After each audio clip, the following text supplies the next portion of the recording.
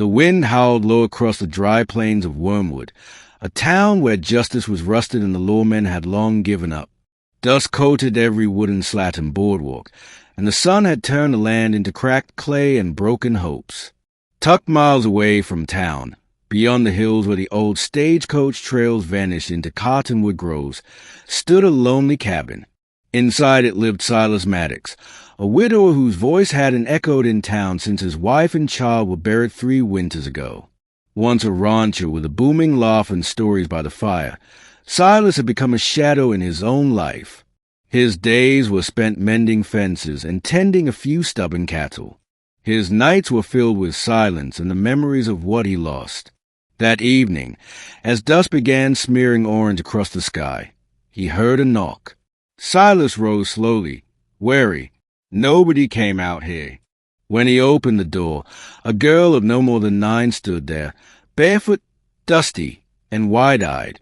Her hair was tangled, her cheek bruised, and her dress torn. "They hurt Mommy," she whispered, her voice shaking. "Now they want me too." Chapter 2. The Girl Named Clara. Silas stared at her, his heart thundering with something old and raw. She looked too much like his late daughter, Ellie. "Who are you?" he asked, kneeling down. "My name's Clara. We lived out near the canyon bend, but they burned our house. Mommy tried to fight. She told me to run." "Who did this?" he asked, voice hard. "Men with gray hats. One had a scar down his eye. They laugh when they... She choked on her sob. Silas pulled her into his arms without thinking. "You're safe now. Nobody's gonna hurt you again." He brought her inside and sat her near the fire. She ate like she hadn't seen food in days, and when she finally slept curled up in the wool blanket near the hearth, Silas sat awake, rifling through memories of the past, of his daughter's laughter, of his wife's voice singing in the kitchen. Vengeance had long gone cold in his heart.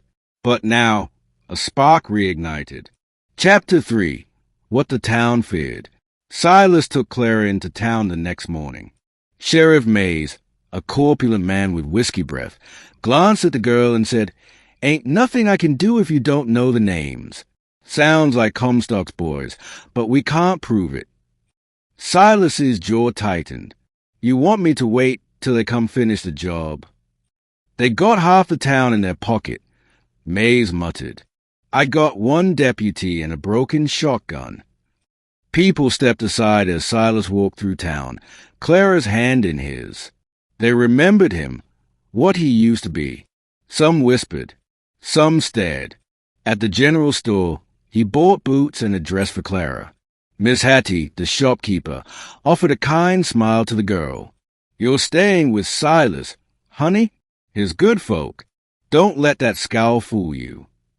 Clara smiled faintly for the first time.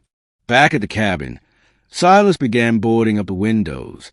He kept his rifle by the door. For 3 days, nothing came. Then came the smoke. Chapter 4. Fire and Blood. On the 4th night, Silas woke to Clara's scream. Outside, the barn was ablaze. He grabbed his rifle and told Clara to hide beneath the floorboards. There was a hatch beneath the hearth he'd sealed after Ellie died. He stepped onto the porch, rifle raised. 4 men emerged from the trees, silhouettes in the firelight. "Step aside, old man," one of them sneered. The scar on his face caught the flicker of flame. "Comstock's orders," another said. "The girl's property now." "She ain't nobody's property," Silas growled. The first shot came from Silas's rifle, striking the man in the knee. Chaos exploded. 2 rushed the porch. Silas took one in the chest, but the other slammed into him. They fought, fists and rage and grief, until Silas rammed the man's head against the post. The last one tried to run, but Silas dropped him with a shot to the back. Blood soaked into the dry earth. When it was done, Silas collapsed, shaking. Clara climbed out, wide-eyed. "You promise," she whispered. He nodded, his breath ragged. "I keep my promises." Chapter 5. The Woman with a Gun. News of the firefight spread fast. Wormwood whispered to the old widower who took on 4 armed men. Some called him mad.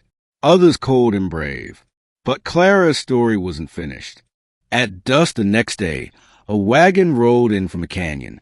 A woman in a worn dress stepped down, limping, her face bruised but her eyes burning with fury.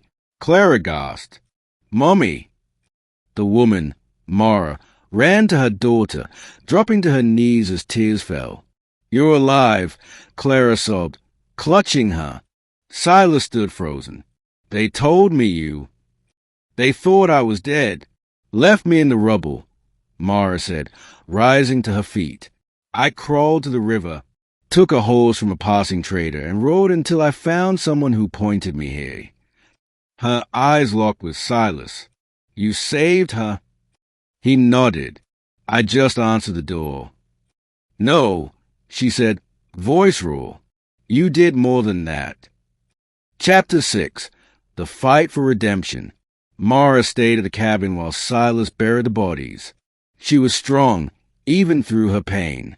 She had been a midwife before marrying a prospector who vanished 2 years back, leaving her to raise Clara alone.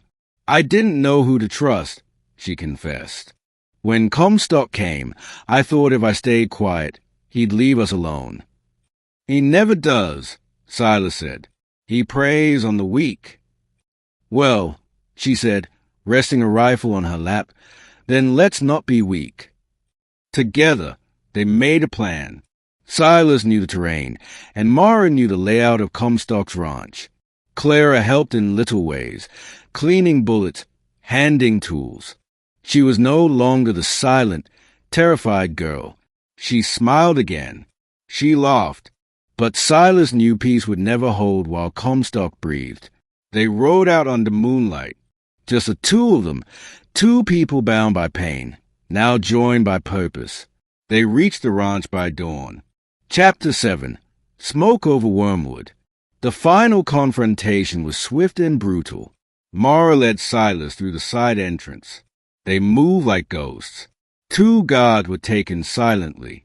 Inside the main house, Comstock waited, drunk, smug, unaware his empire was crumbling. When Silas stepped into the parlor with his rifle raised, Comstock laughed. "Look at you, old man with a cause." Then Mara stepped in behind him. His face paled. "You," he rasped. "I left you." "Yeah," Mara said, raising her pistol. "You left me to die." The shot rang out. 1 bullet to the chest. Comstock slumped, finally finished. They burned the ranch that night. Every piece of his twisted legacy turned to ash. Chapter 8.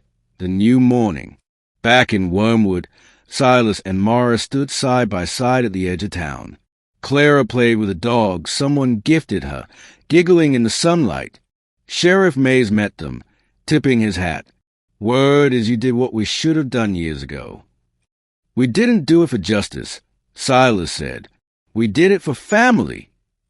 "Well," Mays said, handing him a tin badge. "Town's thinking maybe it's time we had someone like you wearing this again." Silas stared at the badge, then at Mara.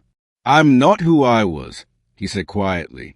"No," she said, touching his hand. "You're better." Epilogue. A home rebuilt. Months passed. The cabin became a home again. Laughter in the halls, the smell of stew on the fire, chickens scratching in the yard. Silas built a new barn with Clara's help. Mara planted a garden. They were no longer alone.